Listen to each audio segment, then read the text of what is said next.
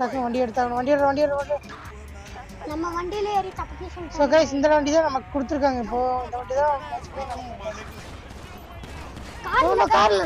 கார்லடா கியூடு cover எடுங்க, வண்டி எடுங்க.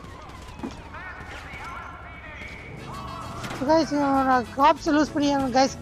லமார் போயிட்டான் நம்ம கார் எடுத்துட்டு. இப்போ நம்ம எப்படியோ இங்கேருந்து போலீஸ்லேருந்து தப்பிச்சாகணும் கைஸ்.